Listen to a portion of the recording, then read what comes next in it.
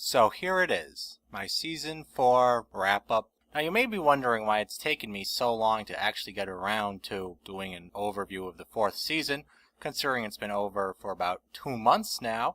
The answer is because I've been doing some soul searching.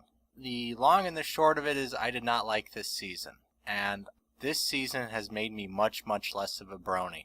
I came in a very hardcore brony. Since the latter half of the 4th season, I've been seriously contemplating whether I want to stay into the show and even if I want to stay a brony.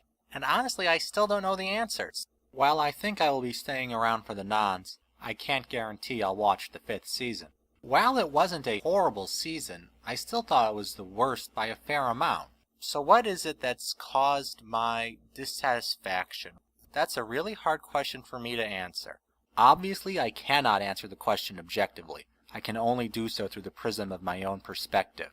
First thing I want to say is I want to give credit where credit is due. I applaud Megan for going where the show hadn't really gone before and having done, or at least attempted, a season-long story arc. The problem was, I didn't think it was a very well executed season-long story arc, but I give her credit for doing what she could given that this is a show meant for children. I do give her credit for that. And I thought this season did have some great episodes. In fact, some of my favorite episodes are in this season. At the same time, I thought there were a lot of bad episodes this season, and a lot of mediocre ones as well.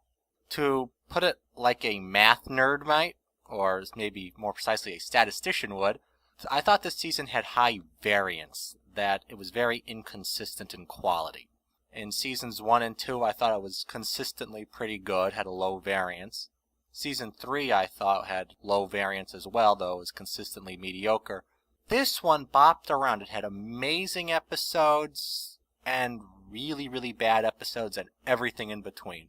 So it's actually really hard to say that it is definitively worse, but I think there is a general downward trend. And in many ways, that's not really surprising. Most shows do start losing steam at some point. And more often than not, it is after a couple seasons are under the belt and the original creative team has left and the characters have been explored. And a 4th season is not an unreasonable time for that to begin.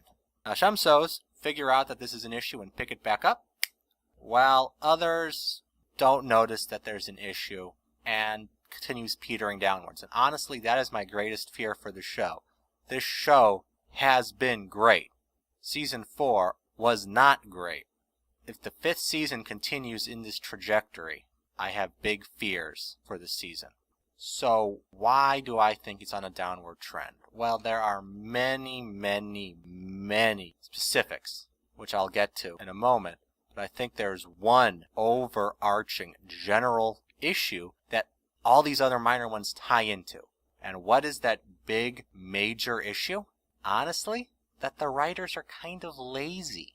It's not that they're not taking it seriously, it's just they're not exerting themselves and being as creative as they can, or should. Now, to be fair, writers often take shortcuts, and some episodes of MLP that I love have some major plot issues. Perfect example, A Canterlot Wedding. Love the episode. It's tons of fun, but there's a substantial plot hole. Why did Chrysalis lock Twilight and Cadence in the cave since they're the only ones who could stop her plan? Why didn't she just kill them? Or why did she put them both in the same place? It just reeks of plot contrivance. But I don't hold that against the episode. However, this season has seemed particularly bad. I think the single best or worst, I guess, example of this is in Bats. Now, credit where credit is due. I did not see the twist of Fluttershy becoming a bat pony coming. I thought that was brilliant. One issue that I had was the explanation given for how she was becoming a bat pony, which, as Twilight said, somehow my magic reflected off her stare and amplified the bats back to her. Somehow? They're not even trying there. If this was Star Trek, they'd have given some techno-babble. Why couldn't you have magic babble? There just seems to be a general lack of creativity this season. Think about the number of new villains this season. The one big one was Tyrek, and yet he's not really a new villain. He appeared in previous MLP generations. I guess there was Siri from Rarity Takes Manhattan, but she's pretty low on the threat meter as well as on the interest meter. And while we're on the topic, how many new characters were there this season? There were a couple here and there, but there didn't seem to be that many new or original characters. They seemed to be reusing a lot.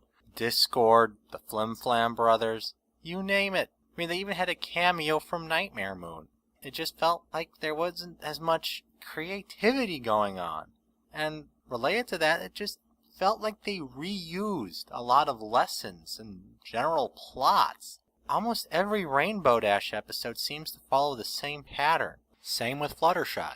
One can make the argument that that's true for most of the main 6.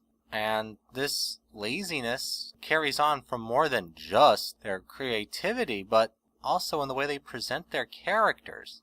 Now, I know I've talked about this a lot, and I don't want to beat a dead horse, if you'll pardon the expression. In this season, the characters seemed tremendously one-dimensional. They just seemed less deep and less interesting. There was one episode, for example, that I thought really did Rarity well, which wasn't even a Rarity episode. It was Philly Vanilli. I literally said after that episode, Rarity, where have you been all season?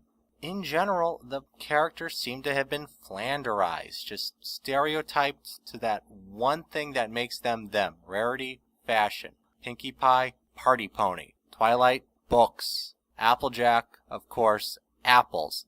I felt that the characters were a lot less interesting and engaging this season, which is a shame since I think that is one of the show's strengths, or at least traditionally has been. I think this general laziness can also be seen in the humor. Generally speaking, from a creative standpoint, you can make humor in one of two ways. You can either have humor come from the characters as a natural outgrowth of their interactions. A perfect example of this would be Look Before You Sleep. The characters in that episode clashed. You could see that clash. And because their characters are just so very different, you had just tremendous clashing and comedy coming from that. The other way to do it is to come up with jokes in advance and then just shoehorn characters in. And it felt like that is what they did a lot this season. Rarely in this season did it ever feel like the comedy was coming from the interaction of the characters. It almost always felt like the character was being shoehorned into that. Perfect example, Twilight and Twilight Time with the burgers. Now don't get me wrong, it was a funny visual, but it also bugged me. Why did it bug me? Well, first, she grew up in Canterlot. Her family is from Canterlot. Most Canterlot ponies we see are fairly well mannered. Secondly, she was growing up with Princess Celestia as her pupil. You would have thought that would have been something Celestia would have taught her at some point. Third, since her brother is Captain of the Royal Guard, you'd imagine she'd have gone to at least one official event where she had to have good manners. But then, most importantly, she's an Alicorn princess. After the treatment Celestia got in Ponyville Confidential, you'd think it would have been driven home to Twilight the importance of maintaining grace in every situation, even in private. To go out into a burger joint and eat like a total pig as a princess, it's a recipe for disaster. Twilight is smarter than that. We've had no indication that she is that big a slob, and suddenly, even though it flies in the face of what makes sense, she's doing it, it feels like it was shoehorned in. The only pony who it feels like it could work for is Pinkie Pie. And that's not the only example. I know one that a lot of people had trouble with was Spike singing the Cloudsdale National Anthem. That didn't have to be Spike. That could have been anyone other than Rainbow Dash, I guess. Just throughout the season, it felt like the characters were being shoehorned into the comedy. And as such, the comedy fell flat. Another example, I didn't find a lot of Pinkie Pie stuff this season particularly amusing. I've liked a lot of Pinky stuff in the past, but in this season it just felt like they were trying to get the obligatory Pinky gag, even if it kind of flies in the face of her character. The humor felt really forced. And unfortunately, this has led to a very unfortunate situation. I have lost my suspension of disbelief. It's not just because of the comedy. The character is becoming more one-dimensional. This forcing of the humor, as well as several other things, many of which I'll touch on later, just has made me no longer willing to give them the benefit of the doubt, which is problematic, considering that this is the time I need to cut them the most slack. Suspension of disbelief is something a show needs to hold on to tightly and dearly, because once lost, it is really, really, really hard to gain back. And this is especially true in fantasy shows. It is quite bad that I have lost my suspension of disbelief. I realize a lot of people probably haven't lost their suspension of disbelief, but I have. And that does make it much, much harder to get into and to enjoy the show. Of course, another example of the comedy being forced is AJ and Rarity.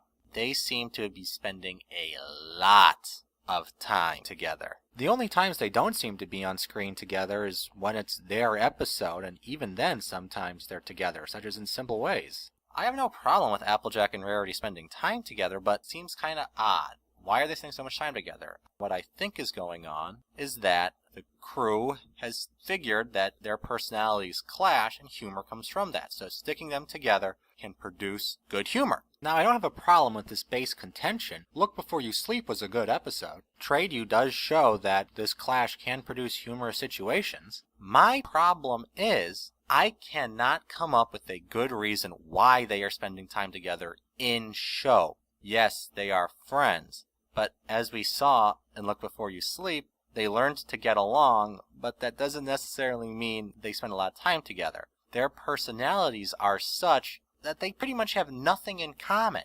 No common ground, no common interests. They can work together fine as a group, but I just cannot see AJ and Rarity spending time together outside of the group. They just have nothing in common, nothing to bind them. Their personalities are not such that they could really work as friends. Now, I know friends don't have to be a clone of you. I've certainly had friends that I disagree with politically or interest-wise, but our personalities mesh in a way. Their personalities don't mesh. The same thing that makes them funny with them butting heads is the also thing that would keep them from being really close friends. It feels to me like they're the kind of friends that like each other well enough and will see each other in a group setting, but will not see each other out of a group setting. And the fact that they are spending so much time together, so much that it draws attention to it, just continues to erode my suspension of disbelief. Breaking from the trend of talking about the comedy, I want to talk about something that I've noticed this season I was always wanting to talk to but never had the time. Pandering. In my opinion, the show felt like it was actually aimed at the target audience, that they kind of dumbed it down for them. Stories were less complex, the characters were less deep, it just felt like they were making it for the 6-year-olds and just throwing us these references to keep us happy and to make us go, oh, this is great. Now, I know everyone's opinion of pandering is different. I am personally of the mindset pandering bespeaks a lack of creativity. But some people like it, and if you like it, nothing wrong with that. But it just really felt to me like they dumbed the show down and were just trying to keep us happy by throwing these references at us, such as Apple Bloomicious, or even Derpy. I love Derpy, but I felt like they massively misused her and really just drew attention to her to say, see, we're still on your side. I much prefer her as the Where's Waldo background gag than the way they treated her in Simple Ways and such. So, I was not a fan of the pandering. And once again, I view it as speaking a lack of creativity and a general laziness. Then, of course, there were some things that don't necessarily tie into the laziness, but are still kind of head-scratching. They did some really weird things this season, like making Daring Do real. Now, I know some people really like it. I know a lot of people really don't like it. I'll come down on the side of not liking it. It doesn't quite make sense and, well, once again, erodes that suspension of disbelief. Then, of course, you have the big plot. Now, I've mentioned that I thought the whole season-wide story arc fell flat. But more important than that, is the fact that the show is seeming to be increasingly about Twilight. In the first episode of the first season, Twilight could not do anything without her friends. She discovered she didn't have the power to defeat Nightmare Moon, but she and her friends did. In the final episode of Season 4, her friends were absolutely useless. They were not required. Twilight was the only one who could defeat Tyrek. It's a complete reversal. And honestly, I kind of find it flying in the face of the message of the show. It would be nice if her friends were actually useful and the show actually said, you need your friends, that Twilight isn't able to defeat all the baddies all on her own, that her friends aren't just used as the helpless hostage in distress, that they can take care of themselves.